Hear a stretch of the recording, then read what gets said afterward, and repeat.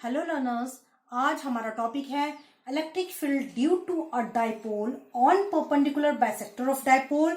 इसी को equatorial plane या ब्रॉड साइड ऑन पोजीशन ऐसे करके भी पूछा जाता है बोर्ड एग्जाम में।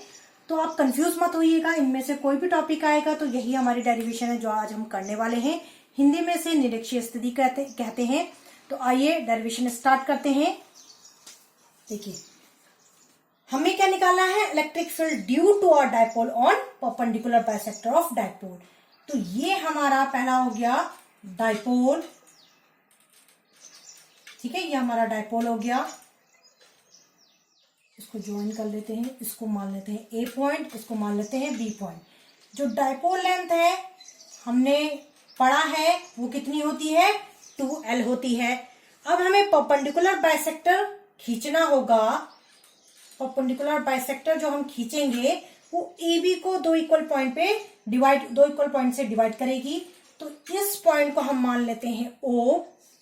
ये P एक पॉइंट है इस परपेंडिकुलर बाइसेक्टर पे जिसपे हमने इस इलेक्ट्रिक डाइपोल के कारण इलेक्ट्रिक फील्ड को फाइंड आउट करना है, ठीक है।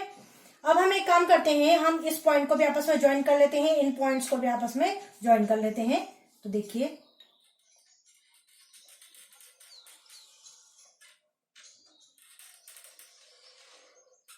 ठीक है, इस पॉइंट P की A पॉइंट से भी दूरी उतनी ही होगी जितनी P पॉइंट की B पॉइंट से दूरी होगी, क्योंकि ये लाइन क्या है, परपेंडिकुलर बाइसेक्टर है इस AB पे।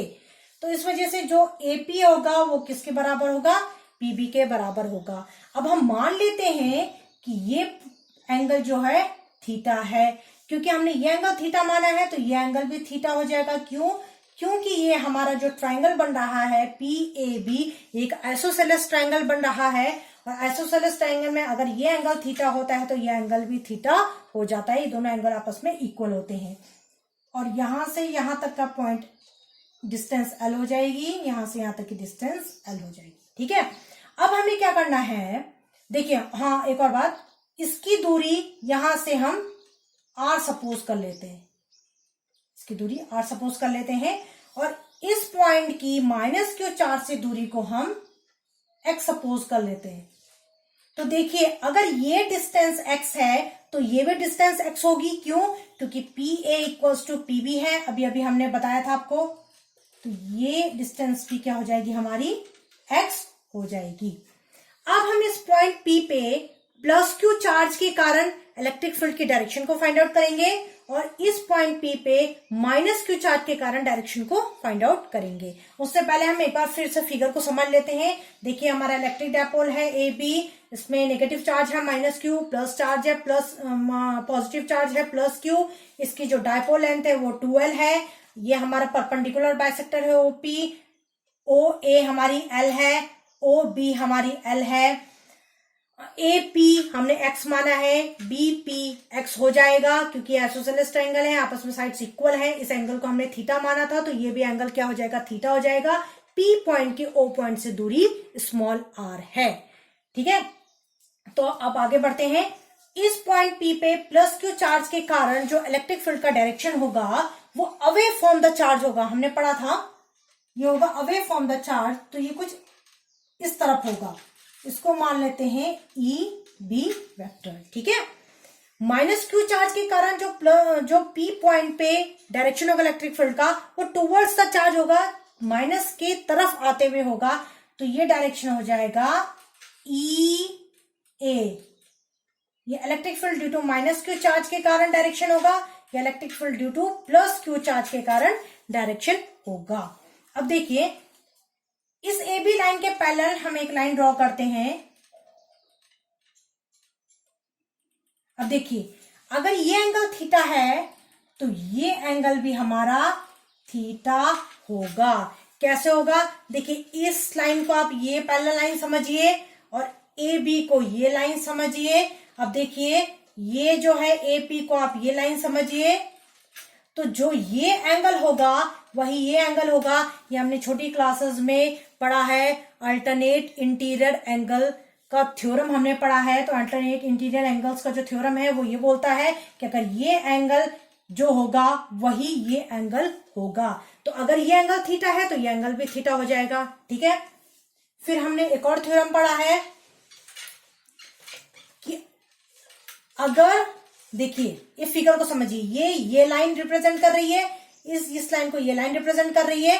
तो देखिए ये जो एंगल बन रहा है ये वाली लाइन को रिप्रेजेंट कर रहा है। ठीक है, तो ये एंगल अगर हम कह रहे हैं थीटा है तो ये एंगल भी हमारा वही होगा जो ये एंगल होगा। तो ये एंगल हमारा थीटा है तो ये एंगल भी हमारा थीटा हो जाएगा।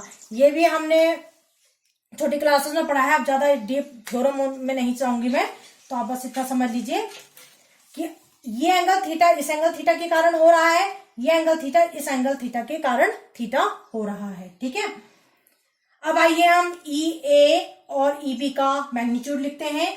तो ई ए, देखिए हमने पढ़ा है electric field due to a point charge, उसकी वैल्यू क्या थी, equals to 1/4πε0 Q upon are square थी। तो वैसे हम यहां भी लिखेंगे, ये हो जाएगा 1/4πε0 Q upon minus Q charge के कारण पी पॉइंट पे जो ये डिस्टेंस है ये कितना है, ये आर होगा। तो ये आर यहाँ पे क्या है, ये है ए पी दूरी।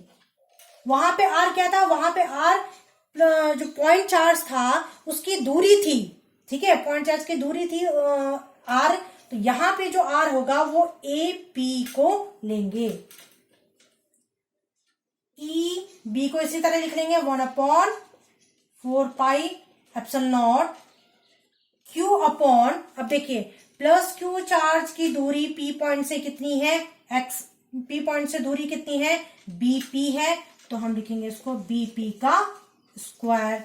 अब देखिए हमने माना है कि एपी की वैल्यू एक्स है, तो ये जाएगा 1/4πε0 क्यू अपॉन, एपी की जगह हम लिख सकते हैं एक्स, उसी तरीके से 1/4πε0 क्यू अपॉन बीपी की जगह भी हम लिख सकते हैं एक्स।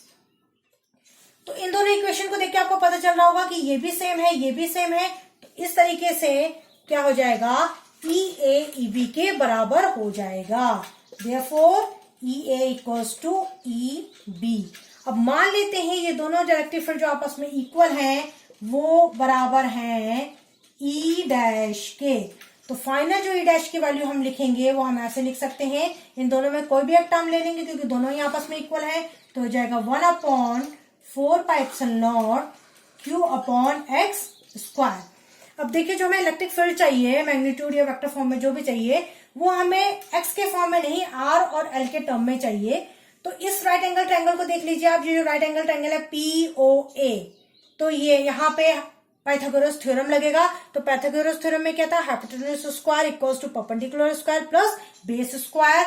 तो इसके लिए हाइपोटेन्यूज क्या हो गया, ये हो गया, ये डिस्टेंस क्या है एक्स स्क्वायर, देखिए ये परपेंडिकुलर है, यहाँ पे परपेंडिकुलर क्या हो जाएगा, ये हो जाएगा, ये डिस्टेंस कितनी है आर, तो ये जाएगा आर स्क्वायर प्लस बेस कितना है एल है, तो ये जाएगा एल स्क्वायर। यहां से एक्स की वैल्यू भी फाइंड आउट कर लेंगे, तो ये जाएगा under root r square plus l square. तो ई डैश की वैल्यू जो हमें मिल गई वो क्या है, 1/4πε0 क्यू अपॉन एक्स स्क्वायर की जो वैल्यू है वो यहां से लिखेंगे r square plus l square. तो ये हो जाएगा r square plus l square. अब देखिए इस पॉइंट पे जो electric field, net electric field निकलेगा वो, उसको फाइंड आउट करने के लिए हमें क्या करना पड़ेगा, ई बी वेक्टर को रिजोल्व करना पड़ेगा, ई ए वेक्टर को रिजोल्व करना पड़ेगा, उसके बाद ही नेट और रिजल्टेंट या नेट कहें या resultant electric field find out होगा इस पॉइंट पी पे। ठीक है, तो देखिए अब हमें रिजोल्व करना पड़ेगा ई बी को वर्टिकल और हॉरिजॉन्टल कंपोनेंट में। तो ई बी का वर्टिकल कंपोनेंट ये हो गया, ये हो जाएगा E B sine theta.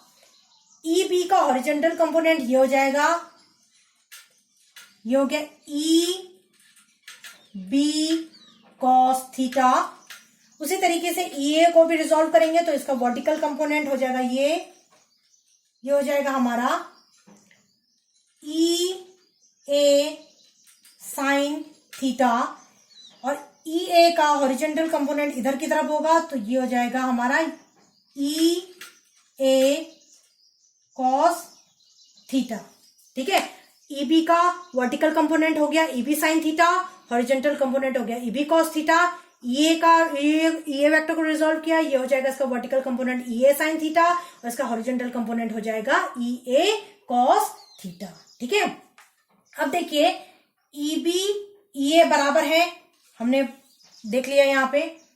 Sine theta same है, ये दोनों वैल्यू जब आपस में बराबर हैं और ये दोनों एक दूसरे के अपोजिट डायरेक्शन में जा रही हैं तो दोनों एक दूसरे के इफेक्ट को कैंसिल कर देंगी, यानी ईबी साइन थीटा ईए साइन थीटा क्या हो जाएंगे, आपस में कैंसिल हो जाएंगे। तो जो नेट इलेक्ट्रिक फील्ड मिलेगा वो हमें कैसे मिलेगा, ईबी कॉस थीटा और ईए कॉस थीटा का एल्जेब्रिक सम जो होगा वही हमारा नेट इलेक्ट्रिक फील्ड होगा इस पॉइंट पी पे। तो हमारा जो नेट इलेक्ट्रिक फील्ड होगा वो कैसे होगा, वो मिलेगा हमें E A cos theta plus E B cos theta से, इन दोनों का एल्जेब्रिक सम होगा। अब देखिए ये ईबी को हमने ई डैश के बराबर माना है तो ये की जगह हम लिख सकते हैं ई डैश कॉस थीटा, उसी तरीके से ईबी की जगह हम ई डैश लिख सकते हैं तो हो जाएगा ई डैश कॉस थीटा। इन दोनों की वैल्यूज को टोटल कर सकते हैं तो ये हो जाएगा 2 ई डैश कॉस थीटा। ठीक है, देखिए इतना आपने लिख लिया होगा, इसको मैं मिटा देती हूं। ठीक है,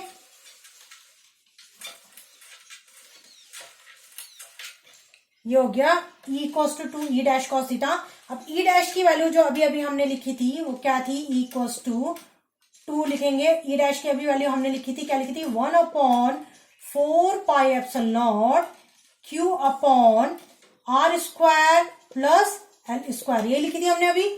ये हो जाएगा हमारा कॉस थीटा। अब हमें कॉस थीटा को भी लिखना पड़ेगा। कॉस थीटा का फॉर्मूला क्या होता है, ये होता है बेस अपॉन हाइपोटेन्यूज। तो इस ट्रायंगल में देखिए ट्रायंगल पी ओ ए में कॉस थीटा की वैल्यू क्या हो जाएगी, बेस अपॉन हाइपोटेन्यूज। तो बेस क्या है इसका, एल है, हाइपोटेन्यूज क्या है इसका, एक्स है, तो जाएगा एक्स। और अभी मैंने आपको एक्स की वैल्यू बताई थी, मैंने मिटा दिया है, आपने नोट कर लिया होगा। एक्स की वैल्यू मैंने अभी बताई थी, x equals to r square plus l square.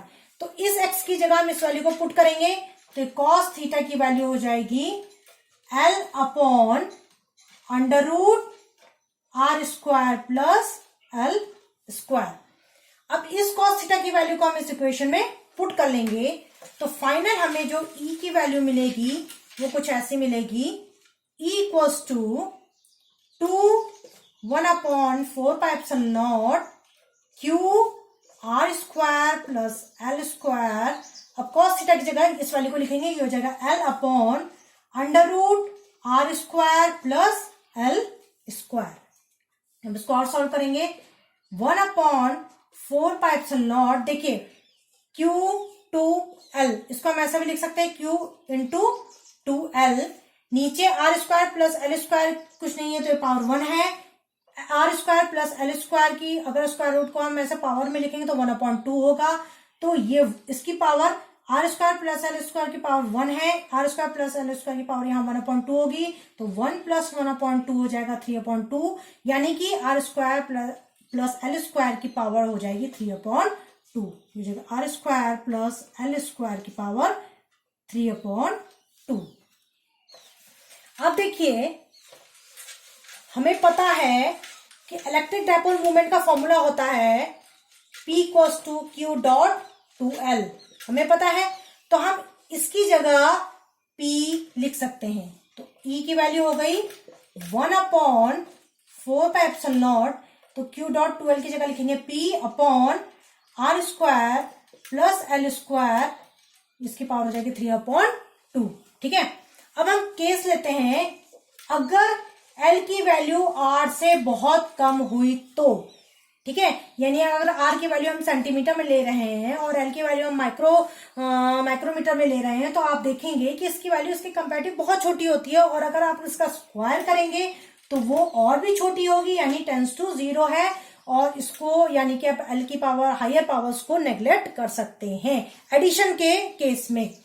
तो E की वैल्यू हो जाएगी हमारी फाइनल 1/4 पाई एप्सिलॉन नॉट, ऊपर होगा P, देखिए इसको हम नेग्लेक्ट कर देंगे तो ये हमारा आर स्क्वायर ये है, ये 3/2 है, ये आपस में कैंसिल हो जाएगा तो फाइनल वैल्यू बचेगी r cube equals to sorry हाँ, तो ये हमारा आ गया, ये एक्सप्रेशन हमारा आ गया कौन सा, electric field due to a dipole on perpendicular bisector of dipole, चाहे इक्वेटोरियल प्लेन का है चाहे ब्रॉड साइड ऑन पोजीशन का है, तो ये इलेक्ट्रिक फील्ड का मैग्नीट्यूड है। तो इस इलेक्ट्रिक फील्ड के मैग्नीट्यूड और जो हमने एक्सियल वाला पढ़ा था, on the axis of dipole पढ़ा था, उन दोनों में क्या डिफरेंस था, उसमें यही था पूरा, लेकिन ट्वाइस था आगे, यानी 1/4πε0 2p/r³ था। तो वैल्यू दोनों सेम थी, इसलिए बच्चे लगभग कंफ्यूज कर जाते हैं। तो ध्यान रखिएगा, जो on the axis of dipole है वहां आगे 2 होगा, लेकिन ऑन परपेंडिकुलर बाइसेक्टर या इक्वेटोरियल प्लेन की बात कहेंगे तो वहां आगे 2 नहीं होगा। ये हमारा मैग्नीट्यूड हो गया। इसको वेक्टर नोटेशन में अगर हमें लिखना होगा, इन वेक्टर नोटेशन, देखिए ये हो गया 1/4πε0 p फैक्टर r³। अब देखिए जो नेट इलेक्ट्रिक फील्ड है वो इस डायरेक्शन में है, और जो हमारा इलेक्ट्रिक डायपोल मूवमेंट है वो हमारा कौन सा इस डायरेक्शन में होता है। मैंने आपको बताया था स्टार्टिंग में कि जो इलेक्ट्रिक डायपोल मूवमेंट का डायरेक्शन होता है वो फ्रॉम नेगेटिव टू पॉजिटिव होता है, यानी कि उसका डायरेक्शन इधर है, इलेक्ट्रिक डायपोल मूवमेंट का डायरेक्शन इधर है, जबकि इलेक्ट्रिक फील्ड जो हमारा नेट आया है उसका डायरेक्शन इधर है। तो दोनों आपस में क्या है, एंटी पैरेलल है, लेकिन मैग्नीट्यूड दोनों का बराबर है, तो आगे यहाँ साइन नेगेटिव आ जाएगा। तो ये वेक्टर फॉर्म में हो गया, ये इसका मैग्नीट्यूड हो गया। तो आपको ये याद कर लेना है। ये डेरिवेशन जो बोर्ड एग्जाम में काफी पूछी जाती है, तो आई होप आपको समझ में आ गई होगी डेरिवेशन। नेक्स्ट क्लास में नेक्स्ट टॉपिक के साथ फिर मिलेंगे। Okay, good bye.